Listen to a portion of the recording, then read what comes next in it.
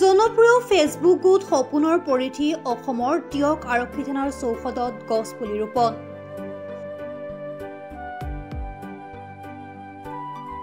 ফেচবুকত জন্মগ্ৰহণ কৰা অসমৰ এটি সাহিত্য সংস্কৃতি আৰু সামাজিক দায়বদ্ধতাৰে সমাজৰ বিভিন্ন ক্ষেত্ৰত ব্যতিক্ৰমী পদক্ষেপেৰে আগুৱাই যোৱা জনপ্ৰিয় সামাজিক অনুষ্ঠান সপোনৰ পৰিধি অসমৰ সেউজী ধৰণীতেহে হ'ব জীৱৰ বসতি শীৰ্ষক আঁচনিৰ অধীনত আজি টিয়ক আৰক্ষী থানাৰ চৌহদত ভাৰপ্ৰাপ্ত আৰক্ষী বিষয়া গংগা ফুকন দেৱ তথা থানাৰ আন বিষয়াসকলৰ পূৰ্ণ সহযোগিতাত গছপুলি ৰোপণ কৰা হয়।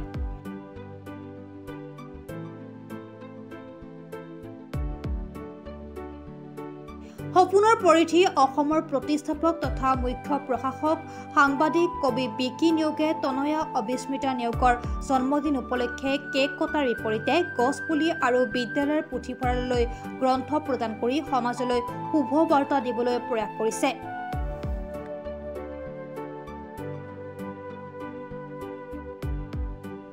টিয়ক জ্যোতি বিদ্যাপীঠৰ সপ্তম শ্ৰেণীৰ ছাত্ৰী অবিস্মিতা নিয়োগৰ ব্যতিক্ৰমীভাৱে জন্মদিন উদযাপন কৰাৰ বাবে বিদ্যালয়ৰ অধ্যক্ষ প্ৰশান্ত কুমাৰ দাস, বিষয় শিক্ষক অশোক বৰা, টিয়ক আৰক্ষী থানাৰ ভাৰপ্ৰাপ্ত বিষয়া গংগা ফুকনে জন্মদিনৰ শুভেচ্ছা জনোৱাৰ লগতে এনে পদক্ষেপৰ শলাগ লৈ মন্তব্য আগবঢ়ায়।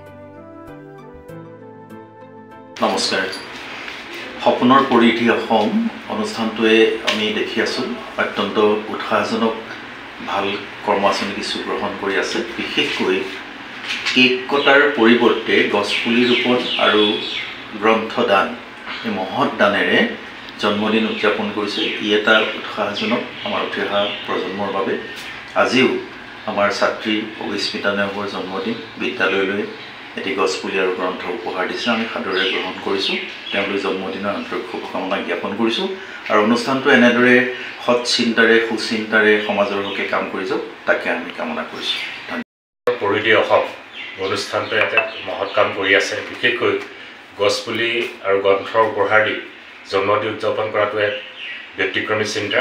গতিকে এনেধৰণৰ চিন্তাই সংগঠনটোক উৎসাহিত কৰাৰ লগে লগে ছাত্ৰ ছাত্ৰীসকলকো বা আমাৰ যিসকল নতুন প্ৰজন্ম আছে নতুন প্ৰজন্মকো উৎসাহিত কৰিব।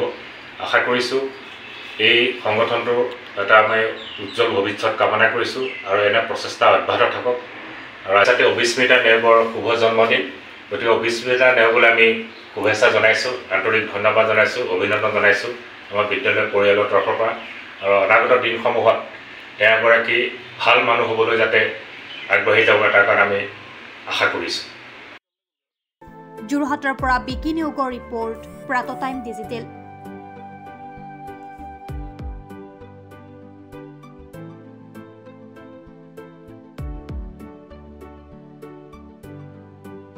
শদিয়াৰ পৰা ধুবুৰীলৈ, বৰাকৰ পৰা ব্ৰহ্মপুত্ৰলৈ সকলোৰে মাজত চিনাকি এটা নাম প্ৰাতঃ টাইম।